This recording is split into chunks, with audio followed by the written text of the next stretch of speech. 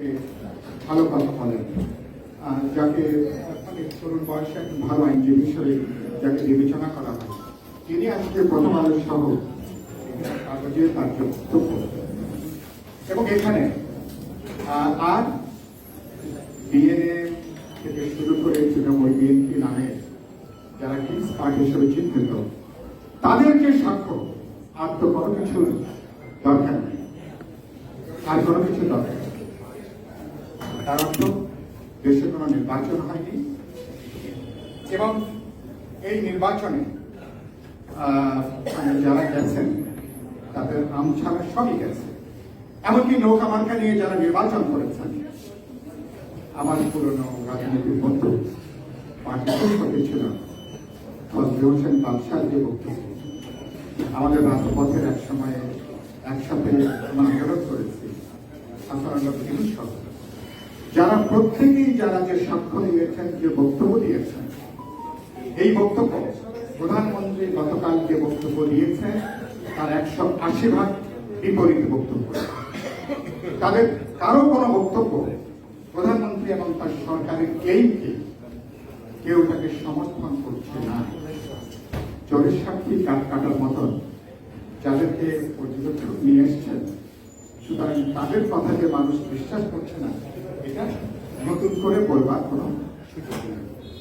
আমি পরিষ্কার যে কথা বলতে চাই, এই নির্বাচনের মধ্য দিয়ে যে সংসদ গঠিত হয়েছে, আজকে সন্ধ্যা 7টায় 34 জনের যে মন্ত্রী পরিষদ গঠিত হবে, যে সরকার তারা আজকে শপথ গ্রহণ করবেন, এই নির্বাচন, এই শপথ গ্রহণ এমপিতে সরকার গঠন কোনোভাবে এই সরকারকে কোনো রাজনৈতিক নৈতিক বৈধতা দেবে না এবং এটাকে সরকারের আগামী দিনগুলোতে ক্ষমতায় থাকার কোন লাইসেন্স হিসাবে এটাকে বিবেচনা করে, ক্ষমতায় থাকার কোন লাইসেন্স হিসাবে গণ্য করবার কোন সুযোগ নেই। এবং ধর্মের ফল কিভাবে বাতাসে নড়ে, প্রধানমন্ত্রী কালকে আরেকটা গুরুত্বপূর্ণ কথা বলেছেন, সেটা কি এবার তো আর বলতে পারবে না যে এবার রাতের ভোট হয়েছে।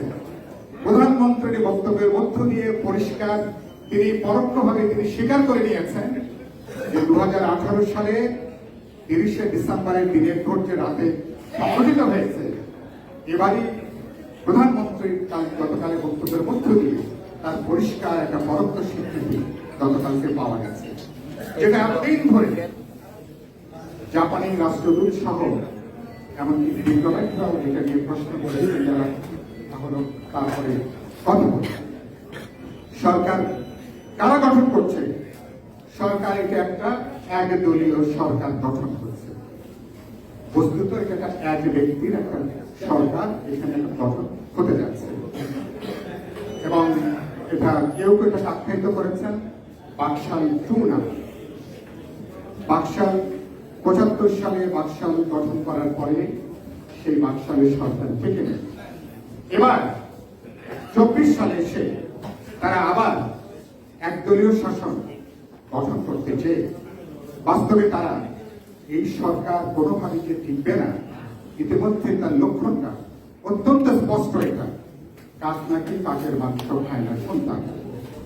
গত 15 দিনে 1 মাসে সারা দেশে যত সহিংসতার ঘটনা, মারামারি, খুনোখুনি এবং 7 তারিখের সন্ধ্যার পর থেকে সবগুলো হচ্ছে নৌকা এবং স্বতন্ত্র এবং তাদের ভেতরকার মারামারি, খুনাখুনি এবং ইতিমধ্যে একটা বিভৎস পরিস্থিতি তৈরি হয়েছে দেশের অনেকগুলো অঞ্চলে। কোনো মামলা হয়েছে কিনা জানি না, তাকে গ্রেফতার করা হয়েছে কিনা সেটাও এটা বলতে পারবো না। এবারকার নির্বাচনের মধ্য দিয়ে বাস্তবে বাংলাদেশ থেকে বহুদলীয় গণতান্ত্রিক যে ন্যূনতম কাঠামো, সেটাকে বাস্তবে ধ্বংস করে দেওয়া হয়েছে। সেটাকে পুরোপুরি সেটাকে বাস্তবে সেটাকে বিদায় দেওয়া হয়েছে। আমাদের একটা ন্যূনতম ডেমোক্রেটিক ফেব্রিক্স, যে ন্যূনতম ভিন্ন মত, ভিন্ন চিন্তা, বিরোধী জায়গাটা সংসদ এবং গত সংসদেও যেটুকু বিরোধিতার জায়গাটা ছিল, এবার প্রধানমন্ত্রীকে ঠিক করে দিতে হবে কারা বিরোধী দল হবেন সংসদে। তো এরকম একটা নির্লজ্জ জায়গা বাংলাদেশের রাজনৈতিক ইতিহাস আগে কখনো দেখেনি। তার মানে একটা পার্লামেন্টারি একটা ফ্যাসিজম, নামটা হচ্ছে পার্লামেন্টারি সরকার, ওয়েস্টমিনিস্টার ফর্মে, কিন্তু বাস্তবে একটা ফ্যাসিজম। 24 সালের কায়দাতে একটা ফ্যাসিজম বাস্তবে এখানে আজকে চাপিয়ে দেওয়া হয়েছে। এটাকে গণতন্ত্র বলা, গণতান্ত্রিক সরকার বলা, অমাবস্যার রাতে অন্ধকার ঘরে কালো বিড়াল খোঁজার মতন অবস্থা। সুতরাং সেই চেষ্টা নিশ্চয়ই বাংলাদেশে কেউ করবে না, এবং আমাদের ডেভেলপমেন্ট পার্টনার যারা, তারাও নিশ্চয়ই সেই চেষ্টা আজকে করবে না। আমি এখানে বসে দেখছিলাম যে গতকালও কয়েকটা দেশের যে বিবৃতি, গণতান্ত্রিক বাংলাদেশের মানুষ যেমন প্রত্যাখ্যান করেছে, বর্জন করেছে, যাদেরকে গণতান্ত্রিক বিশ্ব বলে আর ডেমোক্রেটিক ওয়ার্ল্ড হিসেবে যারা পরিচিত, কোনো একটা দেশ, কোনো একটা সরকার, জাতিসংঘের মানবাধিকার হাই কমিশনার তিনি যে বিবৃতি দিয়েছেন, এরপরে তো আর কিছু লাগে না। এটা ফলে এই সরকারের ক্ষমতায় থাকা ন্যূনতম কোনো রাজনৈতিক বৈধতা নাই, নৈতিক কোনো বৈধতা নাই, সাধারণ কোনো লজ্জা শরম থাকলে কেউ এটাকে ভোট বলতে পারে না, নিজেদেরকে নির্বাচিত সরকার হিসাবে কেউ এটাকে বলতে পারে না। মানে এরকম একটা জায়গা এখন তারা এটাকে তৈরি করেছে। এই তৎপরতার সাথে গণতন্ত্র মূল্যবোধে ভোট অধিকারের দূরবর্তী কোনো সম্পর্ক নেই। এই জায়গাটা আমি যে কথাটা বলে আমি আমার কথাটা শেষ করব। এখন দেখছেন যে সংসদরা শপথ নিয়ে আছে। গতবার মন্ত্রী পরিষদে যারা ছিলেন 29 জনের বেশি, সেই মন্ত্রী পরিষদ থেকে তাদেরকে বাদ দেওয়া হয়েছে, নতুন কিছু মুখ এখানে যুক্ত করা হয়েছে। এখন অর্থাৎ সরকারের ক্রেডিবিলিটি বাড়িয়ে তোলার জন্য যারা ন্যাশনাল ইন্টারন্যাশনাল কথা বলতে পারেন, যাদের নানা কারণে ফেক আছে, যারা ইন্টারভেন করতে পারেন, এরকম কিছু মুখ মন্ত্রী পরিষদে যুক্ত করা হয়েছে। আপনি